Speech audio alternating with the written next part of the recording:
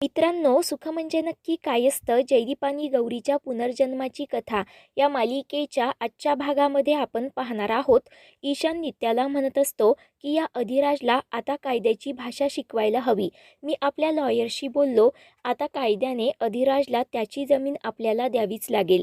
नित्या म्हणते, हो, आपल्याला ही जमीन मिळायला हवी, त्याशिवाय आपला प्रोजेक्ट पुढे जाणार नाही. त्याच वेळेला विमल तिथे येते आणि तुमच्यासाठी गोडाचा शिरा बनवलाय, एकदा नाश्ता करून घ्या असं म्हणते. आता ईशान आणि नित्या दोघेही नाश्ता करण्यासाठी येतात. विमल मात्र तिथेच घुटमळत असते. तिच्या मनात काहीतरी चालू असतं. ते पाहून नित्या विचारते, विमल मावशी काय झालं? तेव्हा विमल रडतच म्हणते, माझ्या लेकाने तुमच्यासोबत काल जे काही केलं असेल, पण ते चुकीचंच होतं. एक आई म्हणून मी तुमची माफी मागते, कारण माझ्या संस्कारामध्ये काहीतरी कमी पडलं असेल. मी त्याला चांगली शिकवण देऊ शकले नाही, म्हणून विमल नित्यासमोर हात जोडत तिची माफी मागत खूप रडू लागते. त्यानंतर ती नित्याचे पायसुद्धा पकडते. तेव्हा नित्या विमलला उठवत म्हणते, मावशी, तुम्ही हे काय करताय? अहो, यामध्ये तुमची काही एक चूक नाहीये.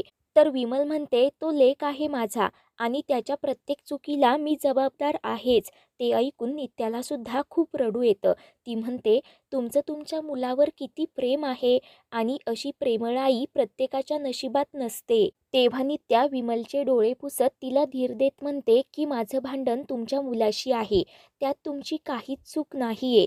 आमचं भांडण कधी संपेल मला नाही माहीत, परंतु त्यामध्ये दुसऱ्या कुणाला पडण्याची अजिबात गरज नाही. प्लीज तुम्ही स्वतः वाईट वाटून घेऊ नका. तर विमल लगेच तेथून निघून जाते. नित्या रडतच मनाशी म्हणत असते की आपल्या मुलाच्या वागण्याची जबाबदारी स्वतःवर घेणारी आई, हे सगळं फक्त माझ्याच नशिबात नाहीये.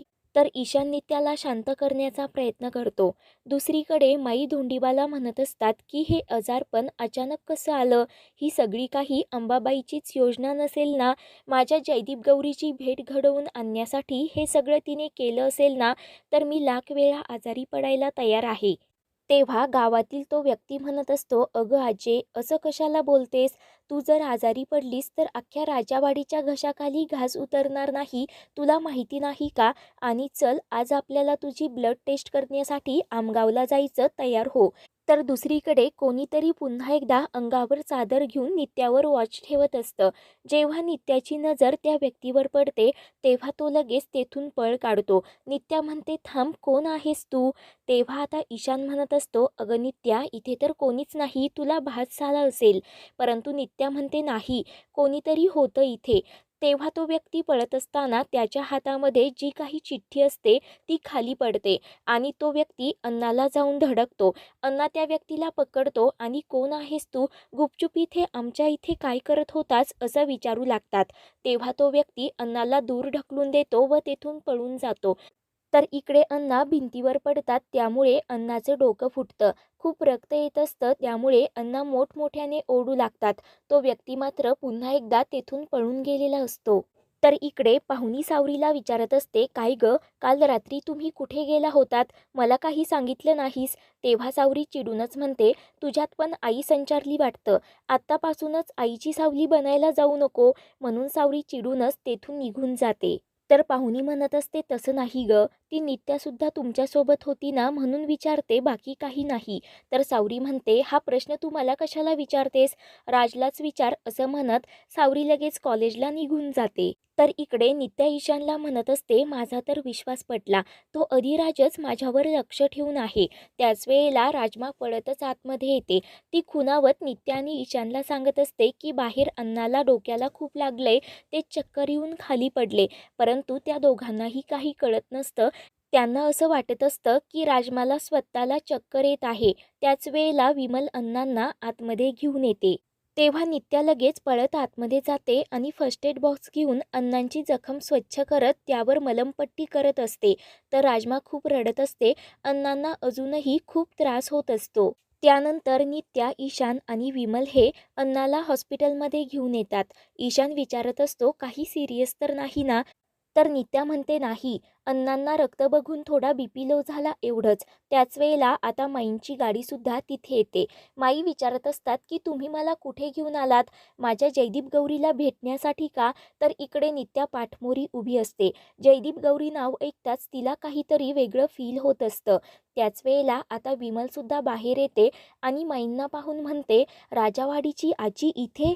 तेव्हा ती लगेच माईंच्या जवळ पळत जात विचारते की आजी तू इथे कशी आलीस? तेव्हा माई म्हणतात म्हणजे तू मला ओळखतेस का? विमल सांगते हो, आपली ना राजावाडीच्या मंदिरामध्ये भेट झाली होती. तेव्हा माई आनंदानेच म्हणतात तू मला ओळखतेस म्हणजे माझ्या जयदीप गौरीला सुद्धा ओळखत असशील.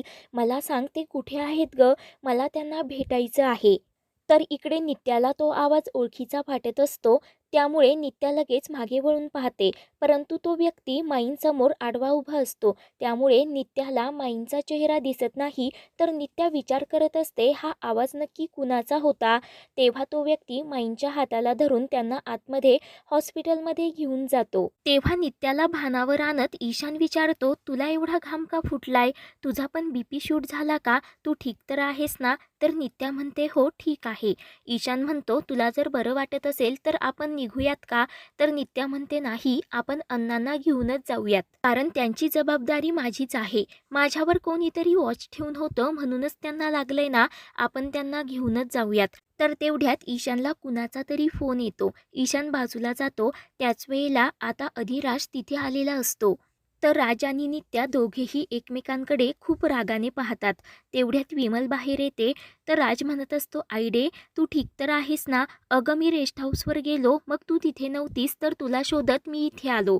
आता तू माझ्याशी बोल, मी काय करू म्हणजे तुझा हा राग जाईल? परंतु विमल ही राजसोबत काही न बोलता नित्याला विचारते, तुम्ही इथे थांबताय का? तोपर्यंत मी पुढे रेस्ट हाऊसवर जाऊ का? परंतु नित्या म्हणते नाही, आपण सोबतच जाऊयात. तर राजकडे पाहून विमल चिडूनच म्हणते, मला नाही थांबायचं इथे, तुम्ही सोडवा अण्णांना. नित्या म्हणते ठीक आहे. राज चिडूनच म्हणतो, काय ठीक आहे? आयडिया आपल्याला यांच्या मदतीची गरज नाहीये. चल मी तुला सोडवतो आणि अण्णांना घ्यायला परत येतो. तेव्हा मला माझे 2 पाय आहेत असं म्हणत विमल तिथून जाण्यासाठी निघते. तर राज विमलला पकडत म्हणतो, आयडे प्लीज माझ्याशी बोल ना. तू जर नाही बोललीस ना तर मला नाही करमत. हा विमल म्हणत असते, सोड मला, नाही तर तुला तुझ्या आईची शपथ आहे. राज म्हणतो, आईची शपथ नाही मानत मी, तुला नाही सोडणार. तर विमल चिडूनच म्हणते, मी या सगळ्यांसमोर चपलेने मारेन तुला. आणि राजचा हात झटकत विमल तेथून निघून जाते. तर राजला खूप वाईट वाटत असतं. नित्या ते सर्व पाहत असते. तर राज चिडूनच नित्याला म्हणतो, हे सगळं ना तुमच्यामुळे झालं. आयुष्यात कधीही तिने माझ्याशी अबोला धरला नाही. आज ती माझ्याशी एक शब्दही बोलायला तयार नाही. तेव्हा दोघांमध्येही वाद चालू होतात. त्यानंतर राज डॉक्टरांना म्हणत असतो की अण्णांना मी घेऊन जाणार. नित्या म्हणते मी घेऊन जाणार. तेव्हा ते डॉक्टरांना वैतागून सोडतात. तर डॉक्टर म्हणतात पेशंटचा बीपी लो आहे, त्यांना सलाईन लावलंय आणि सलाईन संपेपर्यंत तुम्ही कोणीही त्यांना इथून घेऊन जाऊ शकत नाही. आणि लगेच डॉक्टर आतमध्ये जातात. तेव्हा राज आणि नित्या दोघेही तिथेच उभे राहतात. त्याच वेळेला माईसुद्धा आता हॉस्पिटलमधून बाहेर येतात. तर माईंच्या हातातील पाऊच खाली पडतं. नित्या आणि राज ते पाहतात आणि ते पाऊच उचलण्यासाठी दोघेही खाली वागतात. तेव्हा दोघांच्याही हाताचा स्पर्श माईंच्या पायाला होतो. दोघांनाही वेगळंच काहीतरी फील होत असतं. त्यानंतर नित्या तो पाऊच उचलते. तेव्हा माईंना घेऊन आलेली ती बाई आणि तो माणूस राज आणि नित्याच्या मध्ये उभे राहतात. तेव्हा माईंना त्या दोघांचाही चेहरा नीट दिसत नसतो. तेव्हा माई म्हणत असतात, रक्त दिलं, डॉक्टरांनी पण तपासलं, पण माझे जयदीप गौरी कुठे आहेत? मला माझ्या जयदीप गौरीकडे घेऊन जा. तेव्हा ते शब्द जयदीप आणि गौरीच्या कानावर पडतात. तेव्हा ते आता मागे वळून पाहणार का ते पाहणं खूपच रोमांचक ठरेल.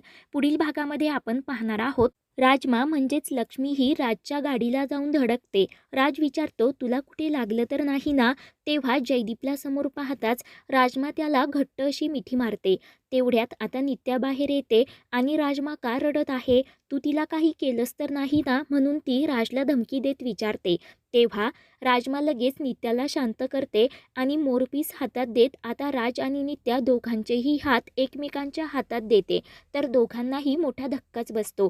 पुढील भागांच्या अपडेटसाठी चॅनलला सबस्क्राईब करा.